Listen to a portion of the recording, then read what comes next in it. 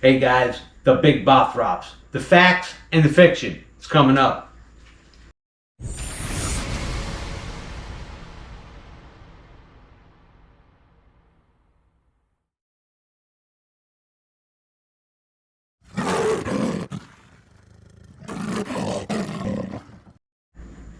Yo, Venom Squad. Hey, before we get started, I gotta thank my brothers. I gotta thank the Venom Squad supporters and Patrick Moojenin. Thank you, brother. You always got us, bro, and we love you for it. And Austin Smith, a constant, steady supporter.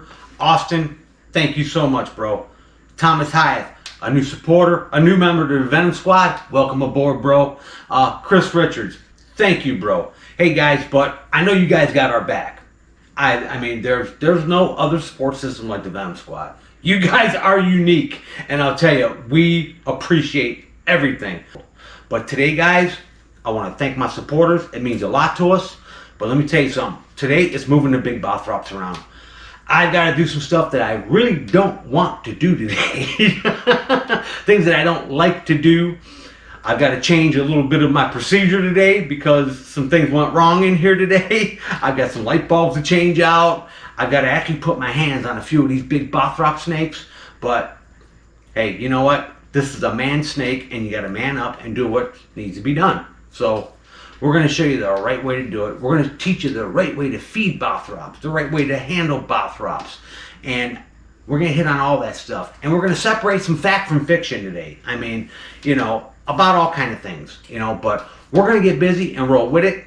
And you guys hang in there. And don't forget, it wouldn't be a Venomcentral video without some fangs in your face. So hang in there, guys. We're getting ready to get busy with it. Okay, guys, to start the day out, I've got to pull the leucurus. Actually, I got to pull the big one too, and I've got to pull the male.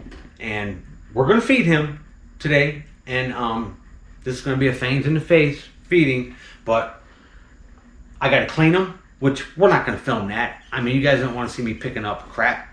But anyways, I'm going to get him out and can him, and then I'm going to quick run through his cage, fresh water, fluff everything, and clean him up. Then we're going to give him a feed, which we'll do the fangs in your face feedings all at the end, and we'll run them in all one sequence. So you guys ain't got to wait to see each one. You can see them all in one big lump.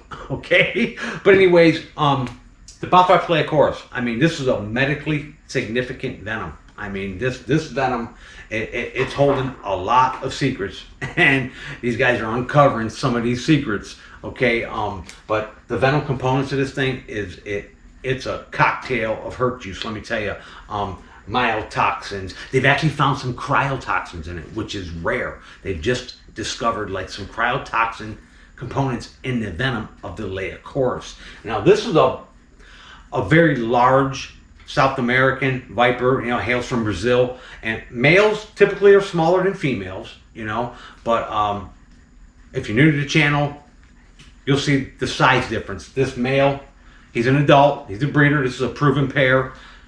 The difference between him and her is significant. The female is a beast. And the way I handle Bothrops, the Venom Squad knows the way I do things, but I gotta change up my thing today because my damn tub that I use to coax the big girl out of her cage, the clip broke on it that holds the door. So I've gotta do something I normally don't do with Bothrops, is I gotta put my hands on them today. And the smaller ones, I can tail them and move them and lift them, but you guys know I like to platform things. I'll hook them and set them on something, because Bothrops don't like their bodies leaving the ground. When their bodies leave the ground, that's when they get set off, okay? They go into that crazy flight motion. And when they figure out they can't get away from you, then they turn around and they come at you with their mouth wide open, and it turns into a fight. So, but anyways, that's just the way I handle Bothrops. But I've been doing this a very long time, and I've never suffered a bite. I'm knocking on some wood. Okay, but and we do have anti-venom. We've got anti-venom for everything we keep. But I'm gonna pull this little guy and run through his cage, and then we're gonna put him back, and then we got to do the big one. So hang in there, guys. We're getting ready to get busy with this. Oh, see that? You guys see that? That snake just shot straight up lit. Now that's Bothrops behavior at its best. Bothrops are red line. They are just red line. Me just undoing this lock, I pop my little lock. Look, see that again? And notice something. He's going up to the heat source, okay? He's going straight up to the heat source.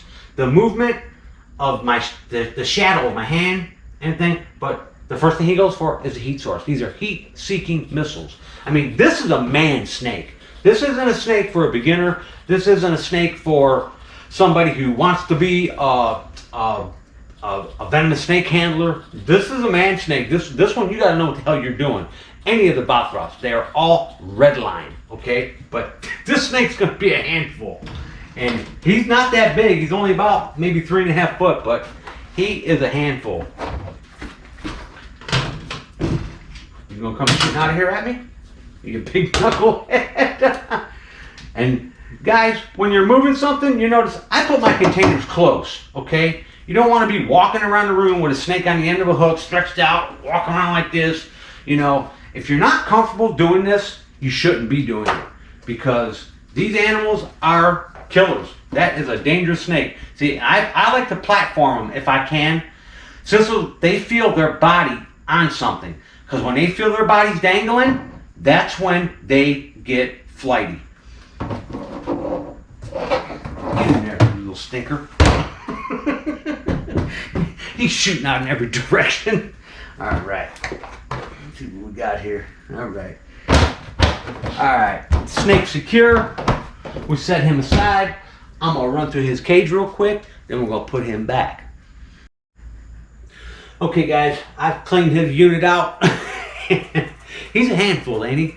I'm hoping that the camera seen that, him shooting all over the place and striking, and that's Bothrops behavior, and that's what you dealing with Bothrops. And I got a bunch of them, but I'll tell you, this snake, the Bothrops leucurus, is responsible for probably 80% of the snake bites in its range, and I think it's northern Brazil, but it's and you can see why. Like I said, this is a man snake. This ain't a snake for a wannabe snake man. This is, you need some experience before you start messing with Bothrops. But anyways, and feeding them. Let me tell you, feeding Bothrops, you got to be comfortable doing what you're doing, because if you're trying to feed them and you're skittish and you're scared, and there's nothing wrong with being scared, because I'm scared. Okay, I got an old saying: if you're scared, say you're scared, and if you are scared, you can stand behind me. Okay, because I know what I'm doing. but listen, guys, but feeding them safely, and I've seen a lot of guys feed Bothrops, and through my years of working at different facilities and things, but just like feeding this guy, when you're feeding like we're going to feed the Moojeni, when you're feeding these things, okay, let me grab my little feeding tongs here. I mean, the worst thing you can do feeding a Bothrops, is trying to feed them with a cold prey item. Because you've seen that, they're going to strike at anything that moves. They're sight hunters also, even though they beat on a heat source. So you always want to make sure your prey item is at the right temperature. Hotter than your hand, hotter than your tongs, and you want to have that separation, enough distance from your body and your hand to that snake. But feeding them like this, having guys do this, let me tell you, this is what a lot of people think is safe, okay? And this is the worst thing to do is, and I made this mistake with a black mamba one time, okay? Is trying to crack a door, okay? Slide a prey item in and do this, okay? And try to feed a snake holding a door like this. Because ultimately, you've got an opening here, okay?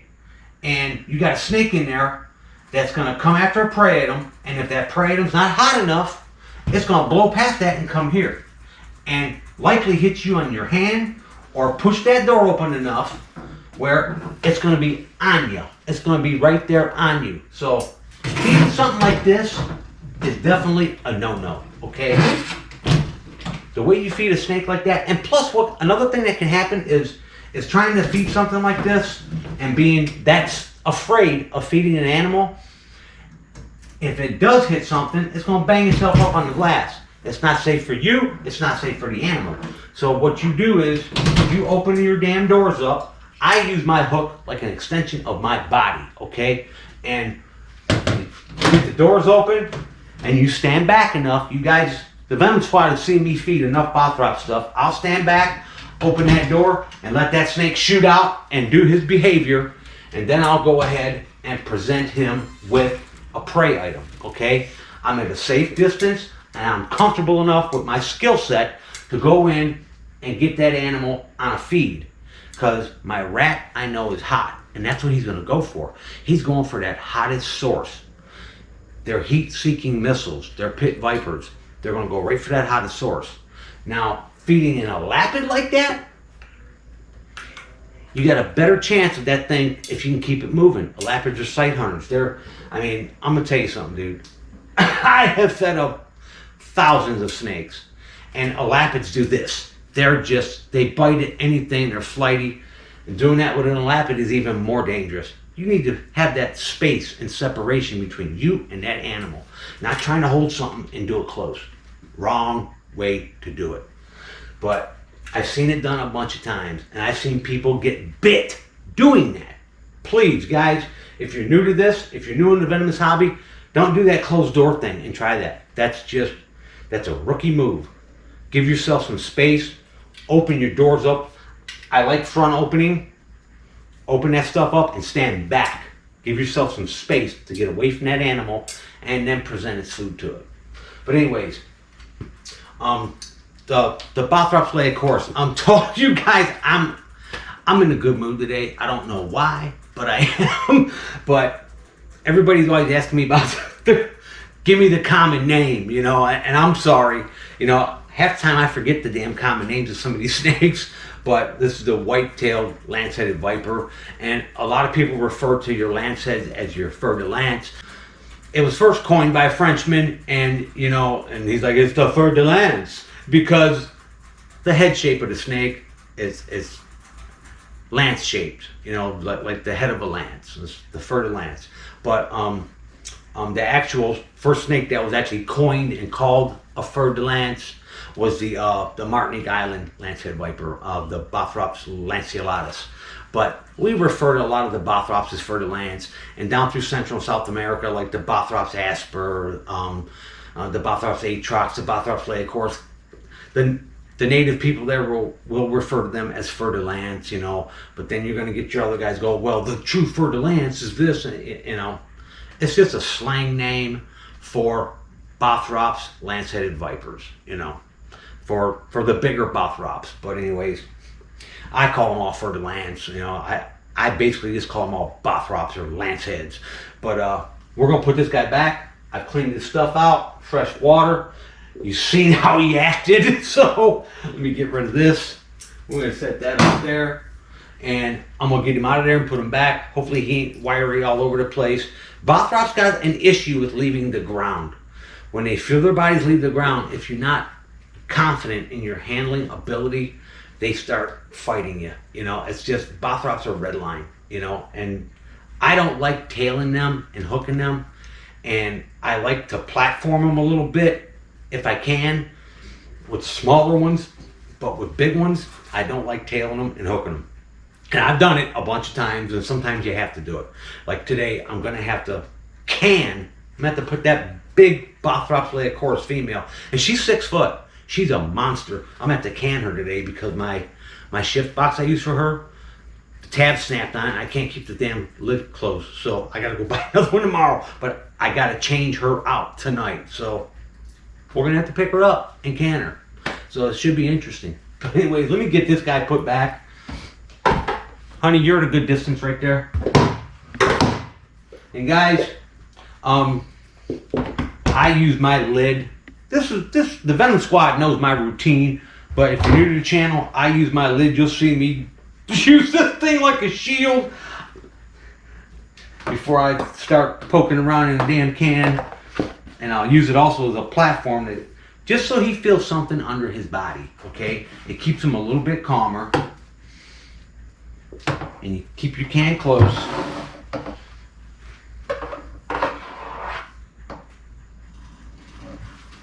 Sometimes just nice, slow, steady movements will get that boy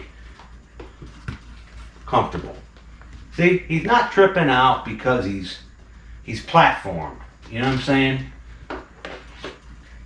And that's the secret. Keep the snake calm. Don't stress him out. Don't stress yourself out. Keep him calm. And the 2-hook system, it's okay, but I don't like the 2-hook system. I like to use a little platform. It just makes him feel a little more secure. See, now this guy, he's in a nice calm state. And that's wonderful. Hey, look at the camera, dude. All right.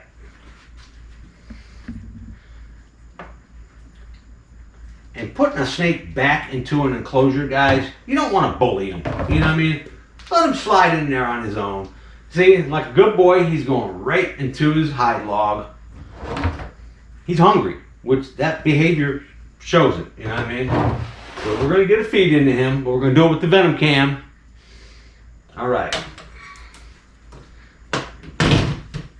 You notice I use my hook for everything. I even hold that door closed with it while I go in and lock everybody down. Okay, now guys, we're going to move over and pull out Big Mama. Okay, squad, so now I've got to move this monster and she needs her cage cleaned, but I've got to change a bulb out. It's hot now, and she's on a light cycle, and they get ambient room light, but they still get everything on a timer, so I've got to put a really low watt light bulb in there just so it brightens it up in there a little bit. But this is serious, and I'm gonna tell you. I mean, this snake's venom. I mean, the components. I mean, it's myotoxin, it's necrotoxin, which I mean, it's a procoagulant, it's hemorrhagin, it does so many different things. But the worst of it all is it starts rotting flesh, and it's like almost unstoppable, almost like a brown recluse bite. When it just spreads, it just rots flesh. This is a serious player, okay? And she's big and she's gnarly, and I don't like lifting her off the ground. I just don't like doing it. She's squirrely and she's big, you know, but I can't shift box her the way I normally do. But I gotta get this done today. I gotta get it done. So I'm gonna lift her and I'm gonna put her in this damn can. But I've done it before. I've actually done it with bigger Bothrops asper, but she's a beast, this snake. But we're gonna go ahead and give this a shot. I think I can do it. I think I can. My wife's shaking her head. I got a barrier right there in front of Dina and the camera because the snake happens to go over that way. She can't break through it. Let's get this show on the road. You've had bigger snakes. Yeah, that's true. All right, we're gonna put that lid right there where I'm not tripping over nothing. Okay. All right. And of course, she's right up at the glass like this. So I'm gonna slide it open. Waiting to feed. She's waiting for. We just fed her, and that was in the last video. But all right. Let me give her a little touch. No, see, that's not food, baby girl. That's me coming in to get you. Yeah, it's okay, baby. All right. That's just a big snake. All right, big girl. She's not bigger than any of your Bushmasters. Oh, she's probably as heavy. You see, and the thing is, guys, okay, this is good. Let me let her know this ain't a feed. There you go. I can't lay this thing down and coax her into it. I've tried it, and she turns around and shoots right back out of it. Not like the box. The box she's a little more comfortable with. Honey, I'm going to move this over this way. This way it's staying a little further away from you. Is it still in there? Mm-hmm. Okay. All right, big girl. Let's go, mama.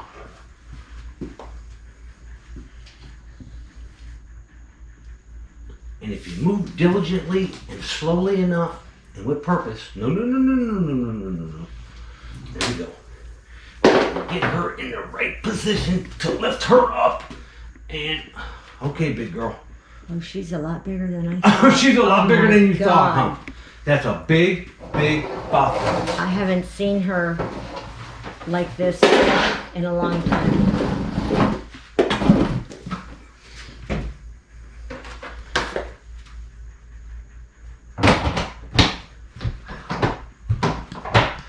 got the snake secure. And actually she's, because if you notice, She's 7 feet. she might be 7 foot, but you know, it's staying calm. You know what I mean? If you're jumping around and jittering fight, you know, that animal's gonna feel that and it's gonna get scared. Gentle, smooth, fluid motions. Just get it done. If you hesitate and screw around too much, that's when an accident happens. But I'm gonna go ahead. Oh, look, oh, there, oh, honey, move that barrier. Look at this. There is a huge fang right here. Can you bring that camera down here? Look at that. There's a monster shed fang in there. See it? Yeah, but I don't know. I don't know if you can get that close. The camera might get blurry. It's right there. Yeah, let me get a little light. Here, you know, grab my tweezers from up there. Yeah, look at that. Huge shed fang. And there's probably another one laying in there somewhere. Here, I'm gonna pick that up. I'm gonna get it out of there. Okay. That's cool to find another fang from her. Here. Now guys, I don't handle these fangs. I mean, I'll pick them up thing, but look at that. Now that's a fang from her. That's a shed fang. Look at that. That's a stiletto dagger. That's a damn dagger. Look at how big that thing is. Look at the size of that. That's what delivers the hurt juice, y'all. That is one hell of a fang. You know, just like I was saying, let's bust a fact from myth. You know, everybody thinks the Bushmaster's got a larger fang, and the larger fang. Bushmaster's got big fangs, but I'm telling you, they don't compare to Bothrops. I mean, some of your Bothrop species, your Asper, your leucurus, I mean, look at that thing. That is huge. That's huge. You know what? Hold on. I was going to say, do you have any other fangs to compare? I've got a fang that I found the other day from one of the big mudas. Just leave it rolling, babe. Okay. Yeah, because they're about comparable size. Oh, that muda's 8 foot. Well, I'm saying, but she's girthy, but you know. Oh, she's 6. She may be 7. Yeah, she's she may be 7. Here, this is a fang from.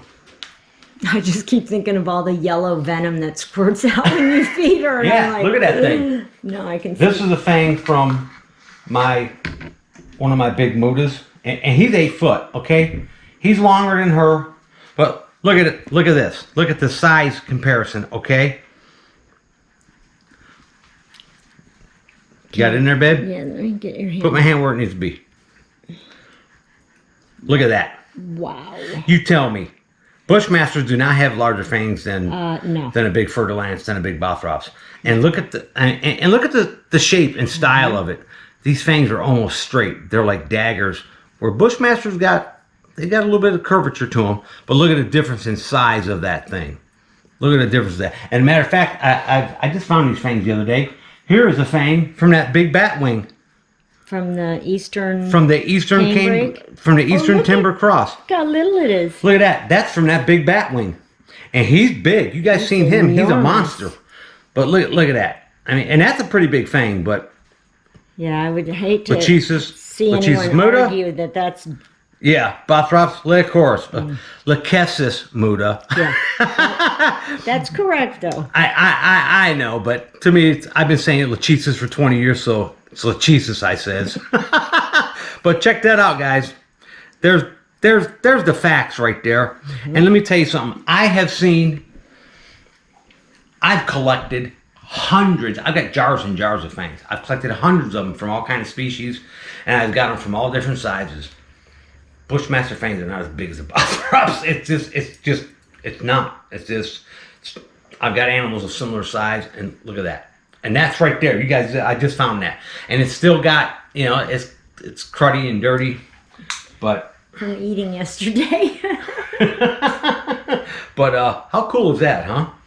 And I'll tell you, I handle them fangs with care. I mean, everybody thinks, oh, well, it's a venom, it dries up, and it's not, that's bull crap. Let me tell you something right now. Fiction. That's fiction. The fact of it is, venom can sit for a very long time, and it can still be potent. It can dry up, it can turn to dust, and it still has the proteins that make it hurt juice. It's still, Dr. Fry, Brian Fry, he done a thing. This was several years back, and I'm gonna tell you something.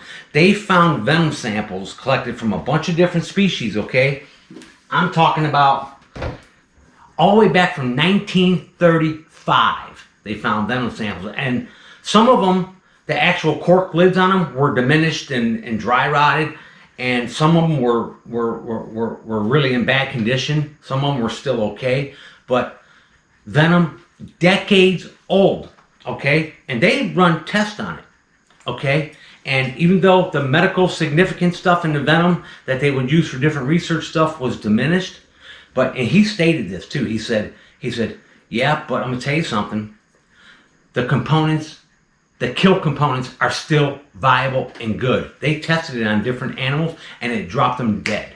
So that's why all that baloney about, oh, well, you know, a fang sticks you, it's no big deal. It's bull. I'm gonna tell you right now. I buried a Durissus fang in my finger one time, cleaning up feces, just picking it up and rushing, and buried one in my finger. My finger swelled up like a damn sausage. Now, not only can you get like maybe an infection from it, because a lot of times they shed them fangs and they pass them through their body, maybe an infection, but you may suffer a mild envenomation. And depending on how hot that venom is, who knows? Dina stepped on a gaboon fang one time. I mean, she buried it in her heel. She was vacuuming the snake room for me, and I had one little rug in there that was, it was a little bit of a thicker rug, and she just stepped on it the right way where the fang turned up and went in her heel. Her whole damn foot swelled up like this. I was damn near ready to take her to the hospital. I said, you know, I was keeping an eye on her, making sure she didn't show any kind of systemic signs of envenomation. Like if she'd have started showing different signs, I'd have rushed her butt there with the antivenom. But I'm telling you, use tools to pick up feces, gloves, whatever. And you can say, well, the fang, it's got no venom in it. Venom can sit inside that fang and dry up. And once it gets constituted with some kind of liquid, say blood, say from you stepping on it, or who knows? So do the safe thing. Use tools, wear gloves, use a scooper to pick up your feces, because it's all got fangs in it, okay? And venom lasts a long time. I mean, the proof is right there. Ask Brian Fry. They found venom decades old, from 1935, and it was still viable. Dried up, diminished, but still had the components to kill. And who knows better than that guy? He's a genius. He's the leading venom guy in the world. But anyways, enough with the boring stuff. I'm gonna get this work done in here real quick, and then we'll turn the camera back on when I'm putting her big ass back. Okay, guys, finding that fang was cool, right? I mean, and I find them all the time. I mean, I've got jars and jars of them, but that went smoothly because I remain calm and I'm confident in what I'm doing. But you know, putting her back using the can, I lay it on its side, I pop the lid off, and I'll coax her back in there. Because reaching down in there and picking her up, I don't want to stress her and take that liberty if I ain't got to. It's just getting her into the can is usually, you got to lift her off the ground. Because when you're trying to coax her into it, she just keeps turning around and coming out of it. So that went nice and smooth. And sometimes you got to put your hand on these big ones. And just, you guys, the squad has seen me handle monster rattlesnakes.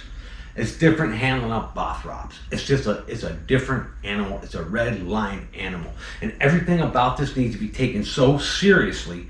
This isn't a hobby. This is my job. But I'm gonna tell you, this needs to be taken seriously. This is, I mean, this can end you. That's it. This isn't a snake that you're gonna walk around like this with it and go, oh, this, you know, because you make that mistake and drop it, it's on you. You gotta put your hands on them. And I don't like doing it. I do not like putting my hands on Bothrops and doing that. I'll go buy a new tub tomorrow. Tomorrow morning I'll be at Walmart and I'll buy that same tub and I'll do it the way I always do it. But I needed to get this work done today. I had to get it done today. But okay, so I'm gonna lay this can down, let her settle for a second. I'm gonna pop that lid off and she'll probably go straight in there. But you never know. You never know. She might just decide to go into Bothrops red line, which I hope not. But okay.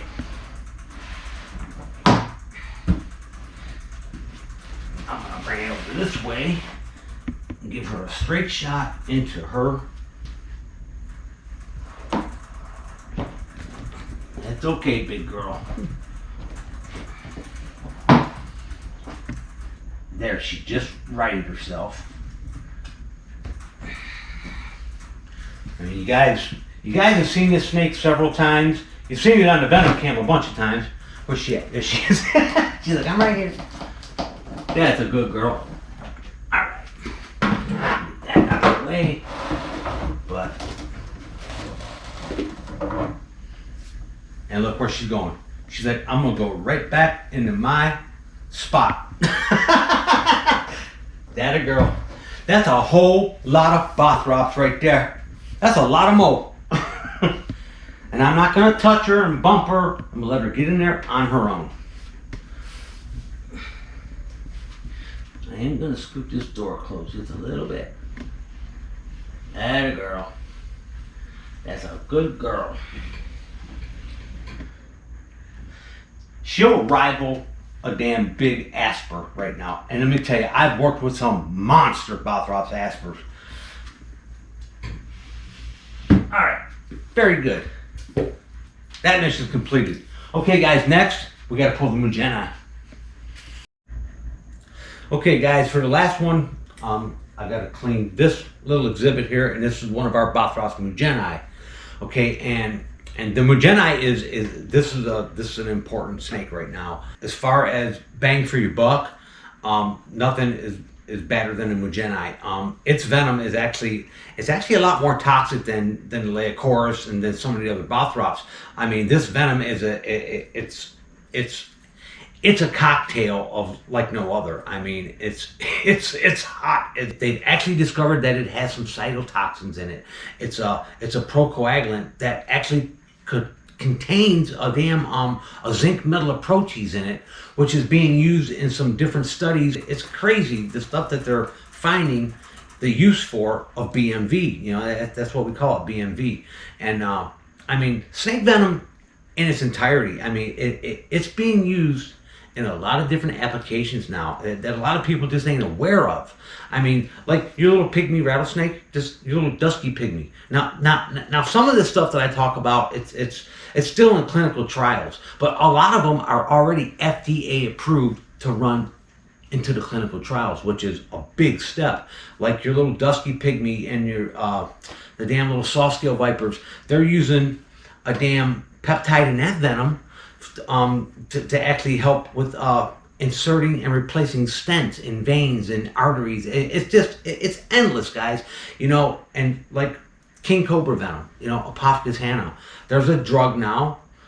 It's called Prohanin, I think it is. And I'm doing this off of memory, guys. And it's used for chronic pain. Imagine that. You know what I mean?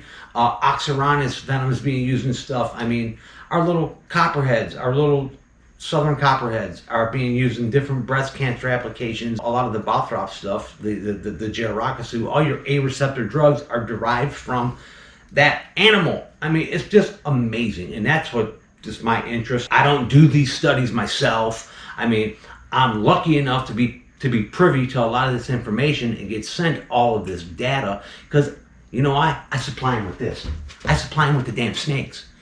There's several labs that count on my captive-born Moojenin. Actually, some of these this year are going to go to a buddy of mine, Carl Barden, down in DeLand at MedTox, and he's got a serpentarium, beautiful place. It's a reptile discovery center. Carl, I got you, brother. I'm gonna hook you up this year with some baby Moojenin. But anyways, I'm gonna pull her out, and she's a pistol, okay? And I'm gonna can her little butt, and I'm gonna clean her cage real quick. But I'll tell you what, now a lot of my information when it comes to the studies and stuff, I can't release the links to that stuff. I'm lucky enough to be privy to it until it becomes public. But I'm allowed to share my knowledge of it, but I can't release the actual scientific studies on it. I can't release the articles. But what I can release, I'm gonna have Dina pop up a thing in here of all of the damn snake-derived drugs that are in clinical trials right now. that are in clinical trials and the ones that have been finished and some that are, and a lot of them are FDA approved. So, I mean, snakes, medical, I mean, significantly important. I mean, so it's time to kill a snake, think about it. You know what I mean? It's nature's drugstore, and there's so much we don't know and there's so much we're learning. And I'm just a guy that breeds them and loves them, you know what I mean? But don't be so humble. They need you. You're as big of a part. But you know, and the thing is the captive-born animals that I produce, you know, they're actually a better lab animal than a wild-caught one. You know, they get something, it's feeding, it's healthy, a thing, and they can do what they need to do with it. You know, for nice, clean extractions and stuff like that. But anyways, let's get to work. All right, and keep my can close. See if she shoots out of here. She usually does. Yeah, she's in her hide, so she's not gonna bump out of there. And I'm gonna have to lift that hide up. And now this girl is gravid. And last year she had, I can't remember. I think she had 11 last year. But this year she's actually put some size on, and she's gonna probably give us, I don't know, we're hoping maybe 20.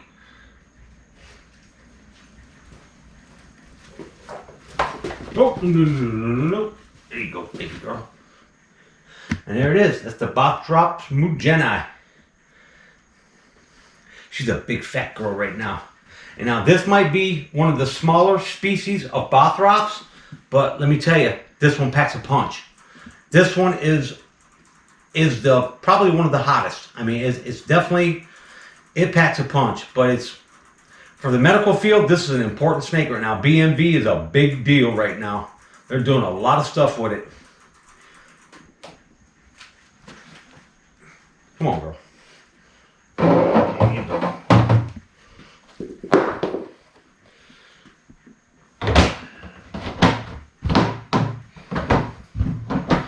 The little ones are a little bit easier to handle, unless they're really flighty. But all right, guys, I'm gonna quick run through this, and we'll be back with you in a second. Okay, guys, I've got the cage fluffed and cleaned, and we're gonna pop her back.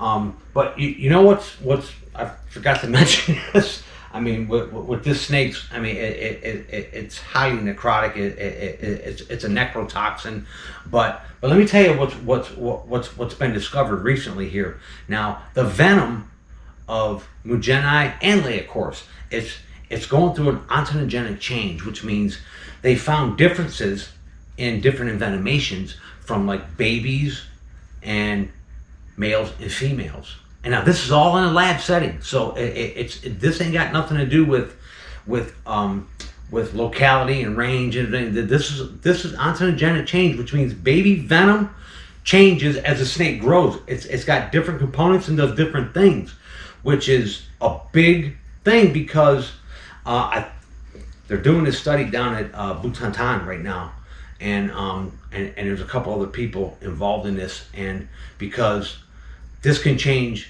the antivenom. Like they've had problems with some envenomations where the antivenom isn't effective on one, but it's effective on the other. I mean, from a male snake to a female snake, they're wondering why isn't that working as good here when it worked good on this, and it doesn't work that great with a baby. So I mean, like my antivenom, if I get bit by a baby, it might not work as good as it would on a big one. I mean, but who knows? But that's that ontogenic change in venom as a snake is growing, or from sex, male to female, it's just crazy. But BMV is such a hot ticket right now. It's a hot item. That's why I'm breeding all the damn Moojenin I can, because they're needed right now. But I'm gonna pop her back and let's. What's that, babe? Don't cut nothing out this time, okay? My wife's going, tell them to hang on because the fangs in your face are coming. You guys, I know this is a long video and I've been ranting all damn day, but anyways, the fangs in your face is coming because we're gonna feed these animals, and you guys will get to see the feedings with the venom cam, okay? She's back there going, like, woman, what you trying to tell me? she's already up into rim. You know what? I'm gonna use this. Because she's gravid, we want to be really gentle with her. Now I'm gonna spin it this way, babe, so I'm not in the way of the camera.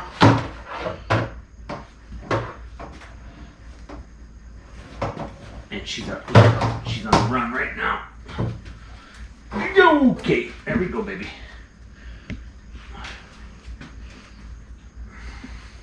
As long as she's platformed, she'll stay calm. But that's a big mama right there. She's gonna, I hope she gives us at least 20 babies this season. Let her go in there on her own.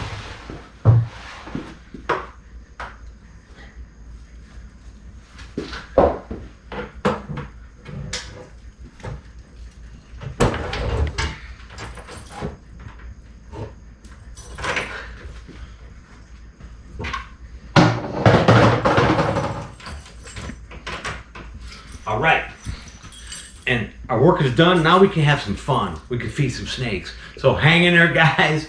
The fangs in your face, it's coming.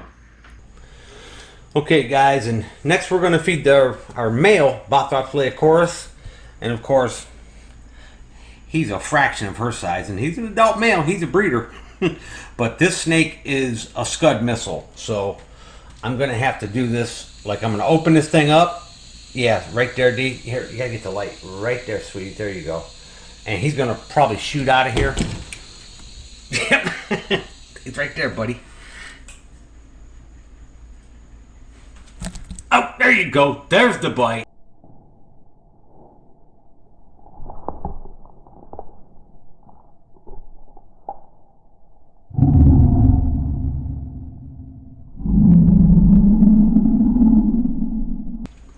It took him a second to pick up a heat signature, but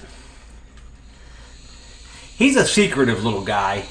He only feeds at night, and during the day he's pretty much hiding all the time. So he comes out at night and gets out here in this feeding position. So we have to feed him at night. Just lay that right there for you, Bubba, and he'll eat it. He always does. But he's a little breeder. He's a good male. That's the Bothrops leucurus. You can see he's got a real naturalistic exhibit. I know I don't show this too often, guys. We're setting things up different so we can show you guys more of our operation. But that's our little guy right there. Okay, we're gonna drop down and feed the Moojenin next. Okay, guys, and next I gotta open this one up with a hook and stand way back. This is our female Bothrops Moojenin, and let's see if she does it. She's gonna shoot out of here like a missile. All right, girl, pick up the heat. Honey, keep the light still. Let's get her to pick up a heat signature here. And, oh, and she hung on.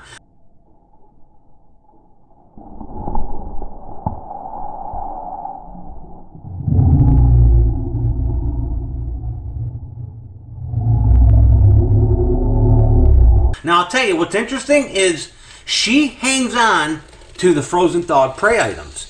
And every time, just about every time, I've logged it 12 times now, when I give her a live prey item, she'll bite it and turn it loose. And a couple of times, she's bit it and hung on to it. I mean, that's the study I'm working on, is their feeding behavior from babies to adults. Because the babies hang on constantly. But the big ones, they tend to bite it and let it go. This with the Moojenin, and we're waiting for our alternatus to drop babies so I can start this study with them too. But she's a favorite. She's a little stinker, and she's gravid right now, so we've been feeding her up real good. She's getting ready to drop some babies here in the probably next 3 months. She'll have them the same time she did last year. But that is the Bothrops Moojenin. It's our gravid female. We're going to see if the male's hungry. Okay, guys, and next we're going to see if our male here is hungry. If I can get this darn door open. Let's see. Oh, he's in position.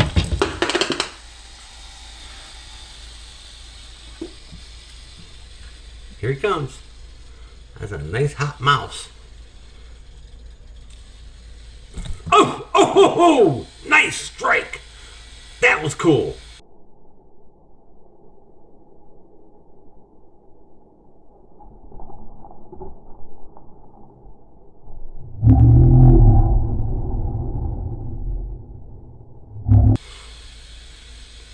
All right, Bubba, back it up. I'm gonna set it on your log for you. There you go. He's not as ferocious as that female, but every time we feed him something live, he brutalizes it. So he's basically he bites it like 20 times, and he only needs to bite it once. But once again, he bit it and let go. So he's pretty steady with not hanging on to things. But anyways, that's our male Moojenin.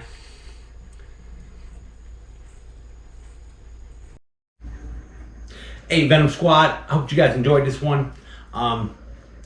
Hey, if you're new to the channel, hit the V logo, subscribe, give us a thumbs up if you like us. If you give us a thumbs down, I'm gonna sick the Venom Squad on you. Anyways, I hope you guys enjoyed this. Hey, Dina will put the links to a lot of our stuff down in the description on a lot of stuff that we talk about. Some stuff we can't tie in because it's not mine to give. I'm lucky enough to get it myself, but we will put the drug list in there and the snakes and what it's used for. It's neat stuff, guys. It really is. When you start reading this and you go through it, you can be like, damn, really? Oh, unbelievable, you know? But anyways, come on back, check out Venomcentral, and this is Willie. We're checking out. Later.